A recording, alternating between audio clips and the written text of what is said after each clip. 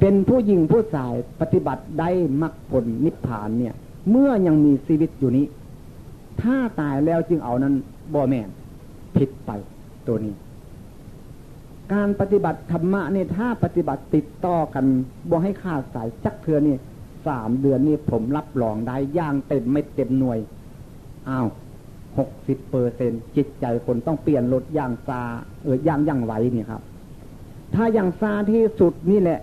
ตำราเขาบอกว่า7 ปีว่าซั่นแต่ผมยามจะขยับเข้าอีกตืมถ้าอย่างซาที่สุดเนี่ยปฏิบัติติดต่อกันไม่ให้ขาดสายจากเทือนเนี่ยผมว่าคงจะไม่เกิน3 ปีจะได้ประสบเอาความสุขอย่างแท้จริงในหลักพุทธศาสนาแม้จะมีเงิน100เงินพันเงินหมื่นเงินแสน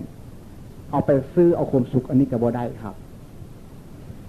ความสุขประเภทนี้บ่มีตลาดขายให้กันบ่เป็นและเอาให้กันก็บ่ได้มีแต่เพียงการแนะนำเท่านั้นถ้าคนแนะนำนั้นให้ไปสู้จุดอาจจะไปจุดได้วันนี้จะกลับมาเล่าเรื่องเพิ่นประวัติอาจารย์มหาอีกตื่มทีนึงที่ได้เล่ามาแล้วเนี่ยเพิ่นก็เลยถามผมบัดเนี่ยอันปฏิบัติธรรมะในจุดสำคัญมันคืออันใดว่าจะเพิ่นว่าสมัยอยู่บ้านอ้อนะบัดเนี่ยก็ผมเป็นคนโง่ครับบ่ได้เรียนหนังสือเนี่ยก็จำเป็นก็ต้องบอกซื่อๆมีเพิ่นอาจารย์มหากับทิศสิทธิ์นี่แหละว่าเป็นพระนมหลวงปู่กาหลวงปู่วัด4 คนแล้วกับผมนี่อยู่นำกันถามมันมีจุดสำคัญจังไดโยว่า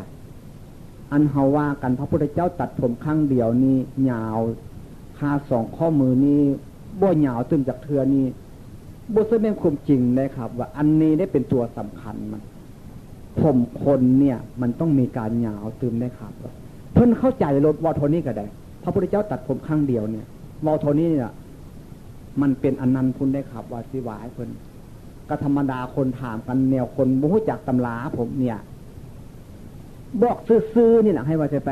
มันอนันต์พุนต่างหากได้ครับมันขาดออกจากกันซื่อๆนี่เพิ่นเลยเข้าใจเพิ่นเลยจับเอาเรื่องอันนี้แหละผมก็ได้ยินเพิ่นเล่าให้ฟังจับไปถามเจ้าคณะอำเภอเชียงคานเนี่ยมันสามารถที่เป็นอย่างนั้นแท้ๆบ่ปฏิบัติธรรมะนี่ว่าซั่นเพิ่นก็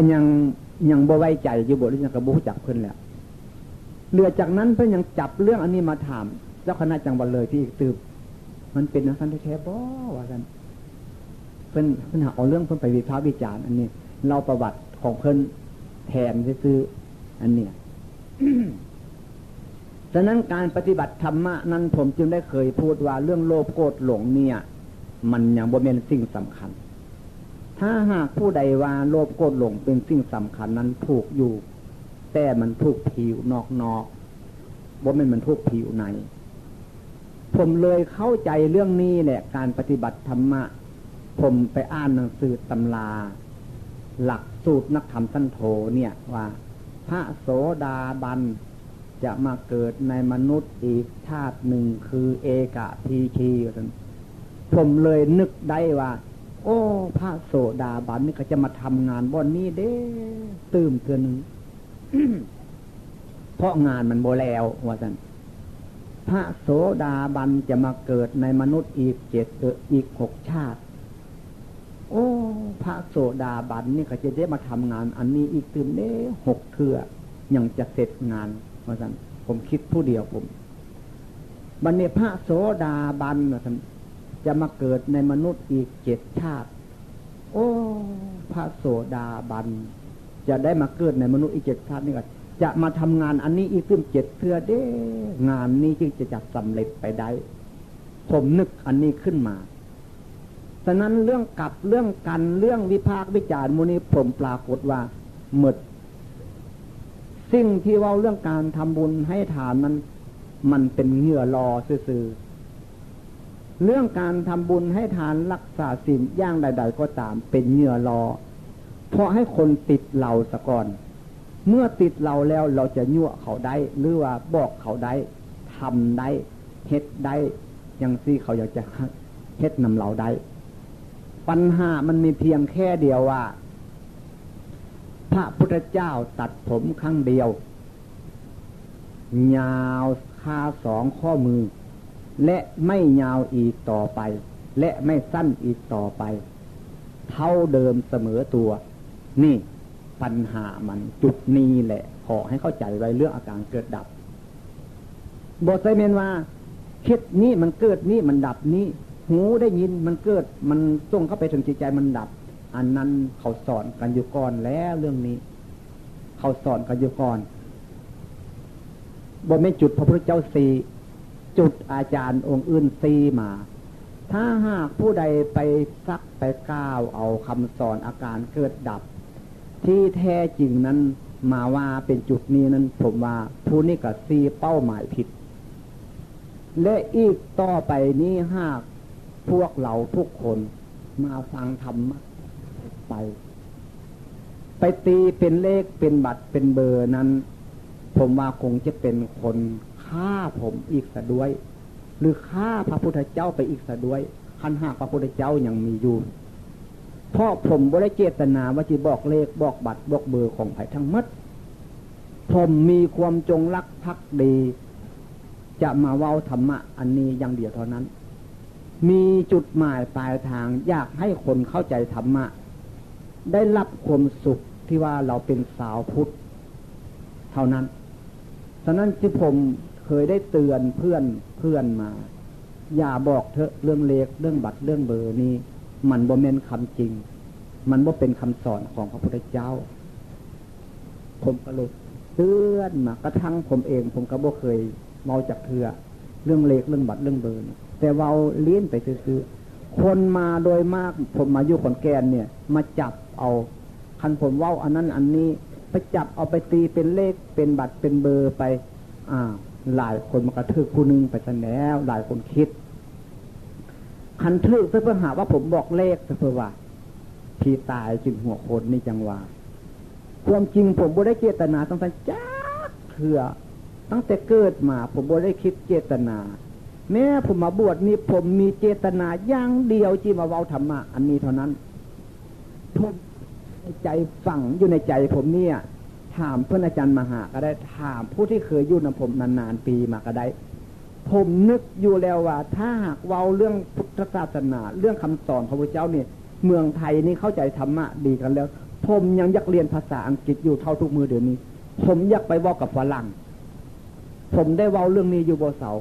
ผมจะเป็นนุ่งกางเกงบักดำๆนั่นแหละเสื้อดำๆนั่นไปเว้ากับอเมริกากับฝรั่งเนี่ยให้พูดภาษาปฏิบัติธรรมะผมจิตซีเข้าไปจุดเดียวเท่านี้ไปทำงานกับอันนี้เท่านั้นว่าท่านผมคิดอยู่นะเพราะพวกนั้นเป็นนักปัญญาชนความคิดมาผมว่าคงจะเข้าใจเลยเมื่อฝรั่งเข้าใจแล้วผมยังที่สึกอีกตื่นนึงละเพศนั้นจะไปสอนเจ๊กว่าสันบันเนี่ยไปสอนคนจีนว่าสันบันเนี่ยที่บวชเป็นพระจีนว่าสันว่าโบเสื้อถามหมู่ผมที่เคยไปอยู่นะผมได้ตั้งสังเกตจังซีอยู่โบเสาจากเถื่อเรื่องการบวชการศึกนี่ยังบ่สำคัญเถื่อได้ครับการบวชการศึกนี่บ่สำคัญเห็นว่าเจ้าของบวชมาสิว่าเจ้าของได้ปฏิบัติหลักพุทธศาสนาอย่างถูกต้องแล้วนั้นถูกอยู่ถูกเพียงแค่สมมุติบ่แม่นถูกเนื้อแท้ปัญหามันมีเพียงแค่นี้ครับเท่าที่ผมคิดมาอยู่เป็นเวลาหลายมื้อหลายวันหลายปีหลายเดือนที่มาอยู่ร่วมกันเนี่ยเรื่องประสบกับอาการการปฏิบัติธรรมะนั้นเราให้ครูบาอาจารย์หรือว่าไม่ออกพอออกคือเนนฟังเมื่อนี้ก็นึกว่าพอสมควรต่อไปนี่ก็จะได้เล่าเรื่องอารมณ์การปฏิบัติธรรมะต่อไปฉะนั้นการปฏิบัติธรรมะเบื้องแรกจำเป็นต้องเฮ็ดจังหวะเก็บมือเข้าเอามือออกเดินจงกรมให้รู้จักรูปนามเบื้องแรกรูปนามมันติดกันอยู่เสมอไปให้รู้จักรูปนามแล้วก็ต้องให้รู้จักรูปธรรมนามธรรมรูปโลกนามโลกเมื่อรู้จักรูปธรรมนามธรรมรู้จักรูปโลกนามโลกแล้วให้รู้จักทุกขังอนิจจังอนัตตาเกิดดับเมื่อรู้จักทุกขังอนิจจังอนัตตาเกิดดับแล้วให้รู้จักสมมุติสิ่งที่สมมุติขึ้นในโลกที่เราติดกันอยู่โดยวัตถุ ทุกวันนี้แหละสิ่งที่สมมุติทุกอย่างให้รู้จักให้ทั่วถึงเมื่อรู้จักสมมุติอย่างทั่วถึงแล้วนะสิก็ต้องให้รู้จักหลักพุทธศาสนากับศาสนาศาสนาคือหยังพุทธศาสนาคือหยังและให้รู้จักบาปบุญเรานี่แหละเมื่อรู้จักจุดนี้แล้วเราต้องแนะกันให้เบิ่งคิดซีเข้าไปหาคิดเลยบัดเดียวมันคิดท้ายกะสร้างคิดดีกะตามมันคิดเรื่อยๆมันกำลังคิด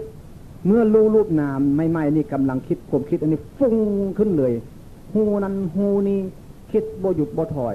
แม้มีความหูสามารถจะถกเถียงคนนั้นคนนี้ได้นี่เป็นความรู้ของวิปัสสนู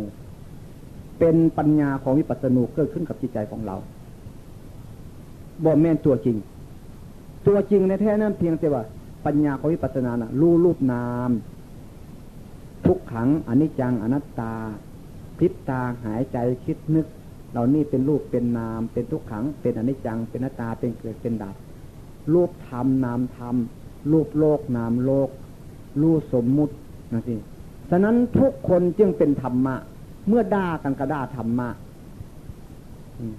เมื่อด่ากันก็ต้องด่าพระพุทธเจ้าเมื่อด่ากันก็ต้องด่าพระสงฆ์ฉะนั้นผมจึงว่าบ่อยากด่าไผทั้งเมื่อทุกมือเดี๋ยวนี้คันผมด่าผมก็ด่าพระพุทธเจ้าโลดทุกคนนี่สามารถมีพืชหรือมีเสื้ออยู่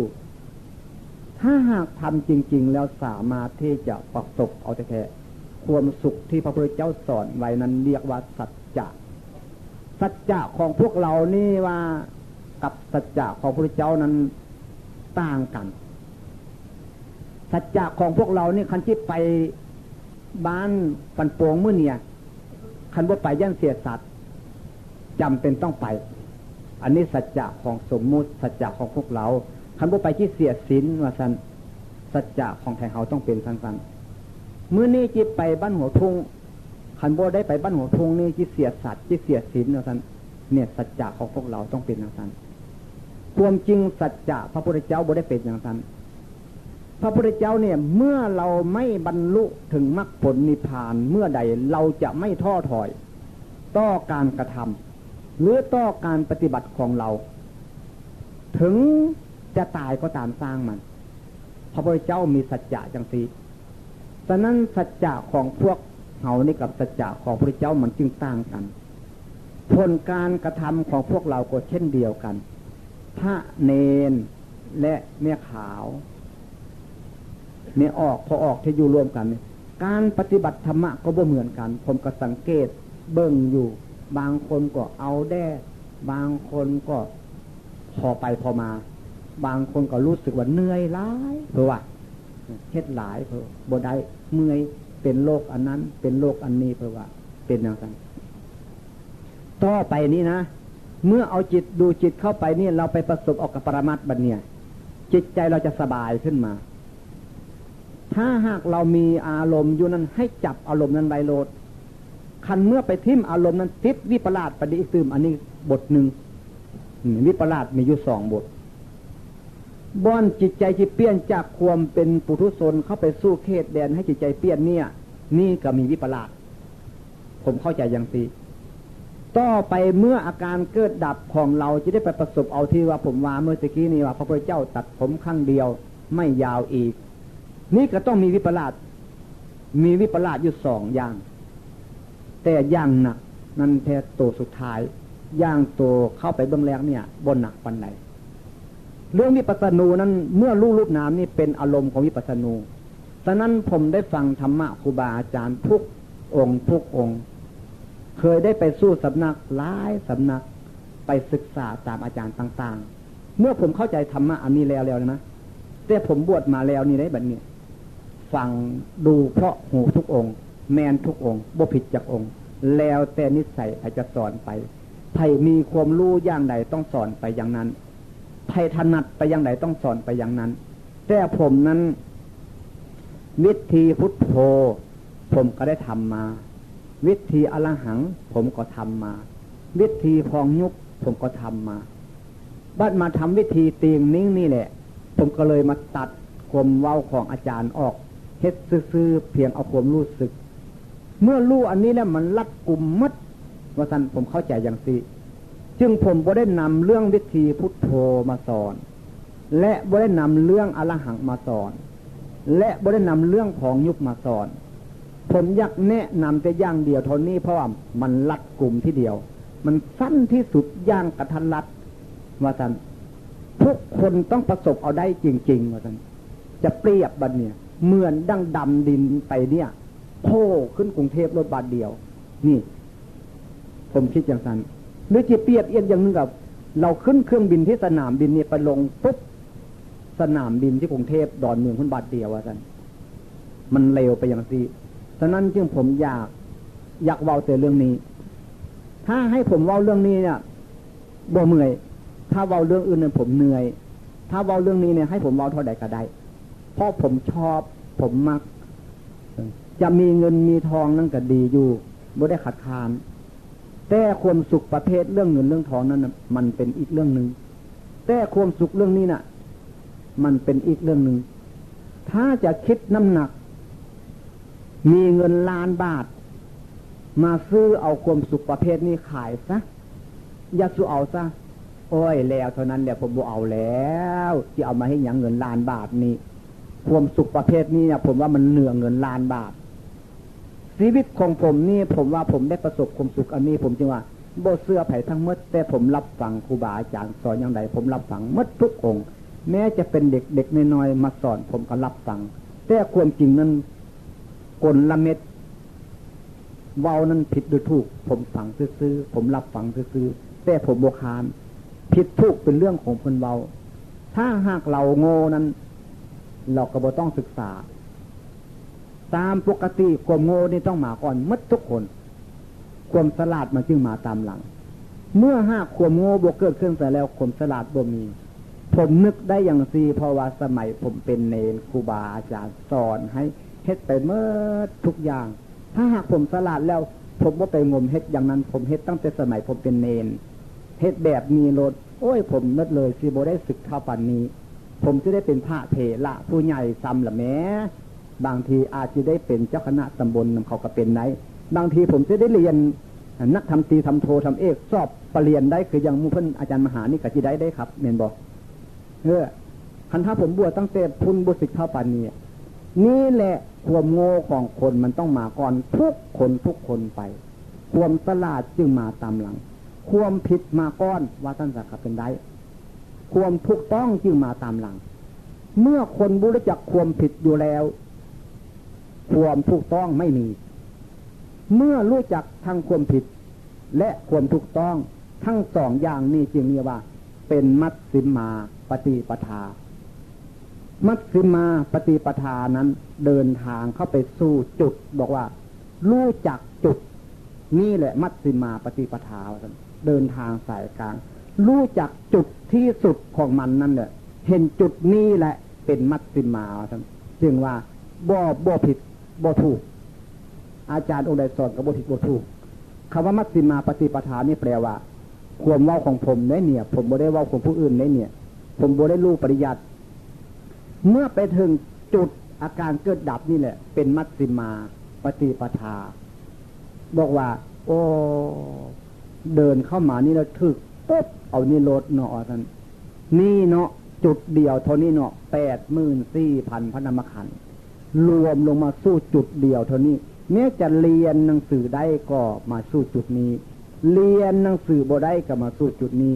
เขียนหนังสือได้อย่างคล่องแคล่วก็จะมาทำงานอันนี้เขียนหนังสือบ่เป็นจักโตก็จะมาทำงานสู้จุดเดียวเท่านั้นว่าซั่นนี่ปัญหาของมันฉะนั้นนักปฏิบัติทุกคนจงพยายาม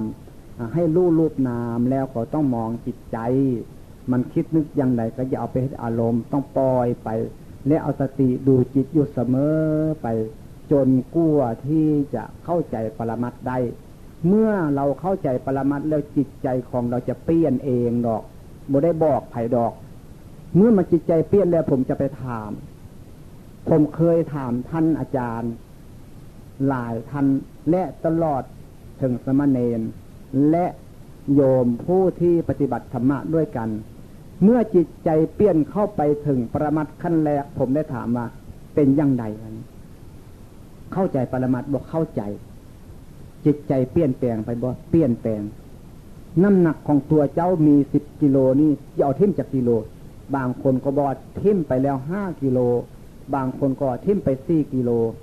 ผมถามเป็นวิธีการอันนี้ครับเป็นพระได้บ่เป็นได้เป็นเทวดาได้บ่เป็นได้ถูกบ่ผลการปฏิบัติถูกคำว่าถูกนี่รับรองได้อย่างไรบ่ถูกเพราะผมบ่เคยเป็นอย่างซี่จักเทื่อจิตใจผมเป็นแต่รูปร่างห่างสิ่งนี้บ่เป็นได้เนี่ยจึงว่าการเป็นพระนั้นนุ่งเหลืองห่มเหลืองนี่เป็นพระสมมุติแต่อย่าถูกทิ้งเอาไว้อันถ้าเราทิ้งอันนี้ไปแล้วเหมือนกับเราทิ้งข้าวเปลือกปีต่อไปนี้บ่มีจะข้าวเปลือกจะไปให้ข้าวปลูกเขาจะไปคอยกินข้าวสุกบาทเดียวนั้นบ่มีข้าวเปลือกแล้วปีหน้านี่เฮ็ดหนาบ่ได้แล้วถูกฟ้าแรงกะตางฝนตกหลายๆก็ตามบ่มีข้าวเปลือกแล้วกันบ่มีข้าวสุกกินจ้อยซ้ำกินข้าวสุกหมดแล้วก็บ่มีข้าวเปลือกแล้วกินข้าวเปลือกเรามนุษย์ตายซ้ำบัดเนี่ยแน่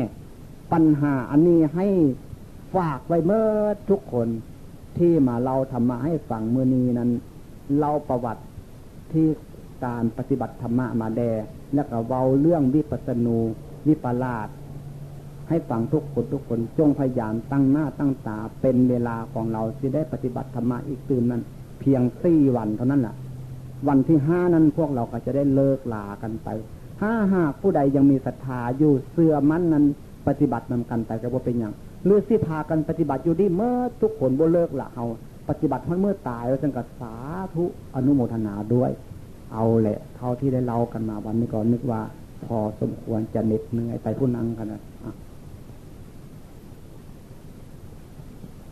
ขอพูดอีกอย่างจักน้อยหนึ่งครับ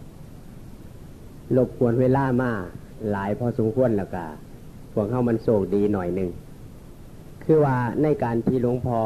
เพื่อนได้เว้าประวัตินี่ผมกับเพื่อนอาจารย์มหาบัวทองแล้วก็คณะครูบาอาจารย์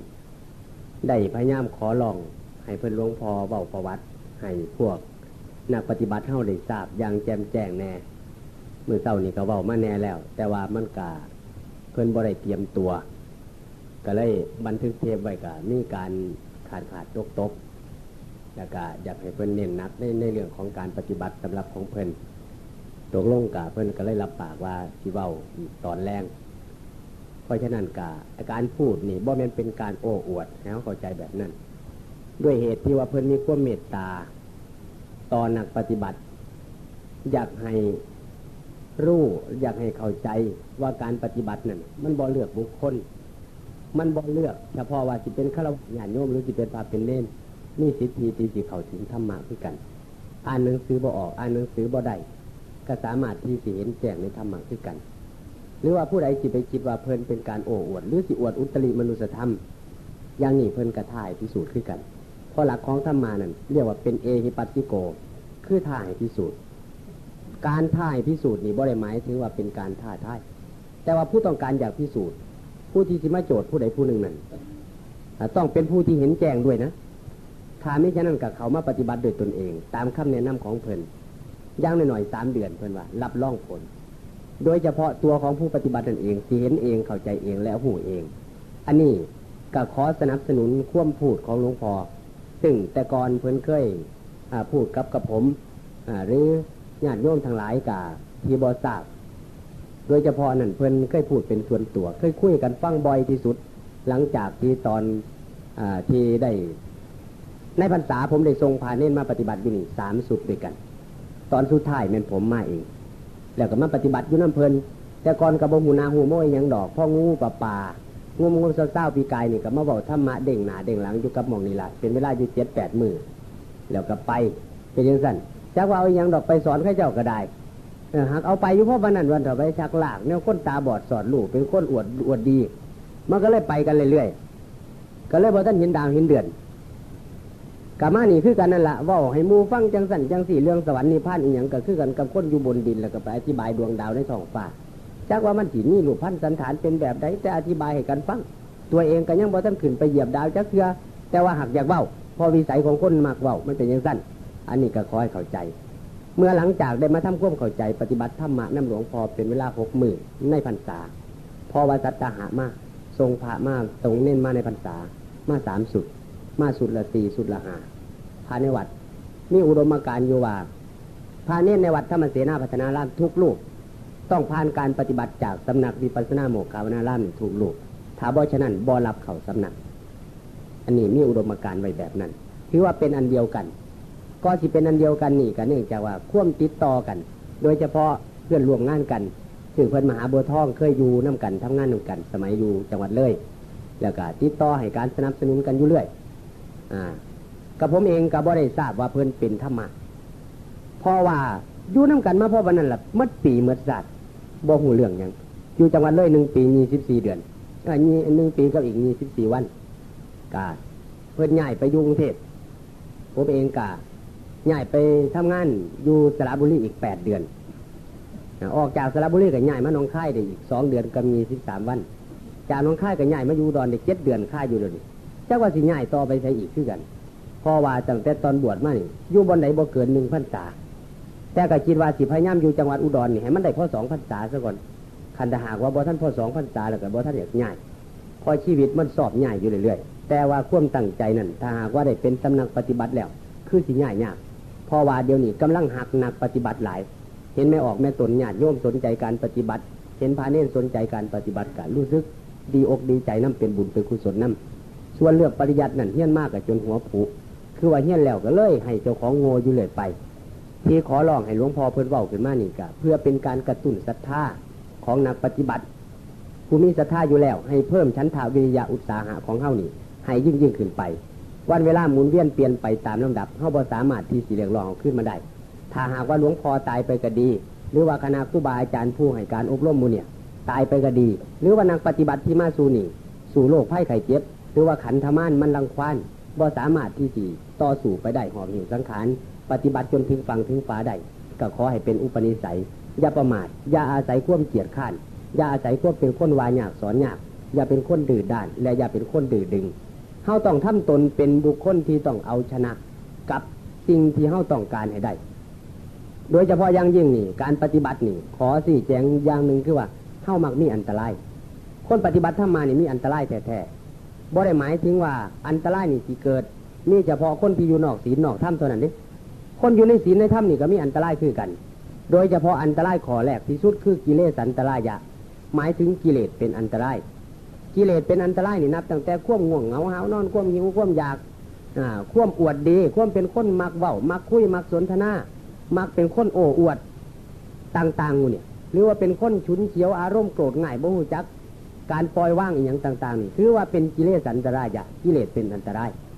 บางที่ก็มากพอมาปฏิบัติแล้วก็เกิดลังเลสงสัยในตัวครูบาอาจารย์บอกจริงบ่เนาะจังสันจังสี่เรามาปฏิบัติเสียเวลาอยู่บ้านอยู่ซองเฮ็ดนั่นเฮ็ดนี่สิได้เงิน9 บาท10 บาทหรือว่าถ้าเป็นพระเจ้าพระสงฆ์ก็สวดนาคบอกหรือว่าไปกรรมฐานบอกก็สิได้ที่5 บาท10 บาทก็สิพ่อผสมผสานไปความห่วงในลาภตะการะก็มีความลังเลสงสัยก็มี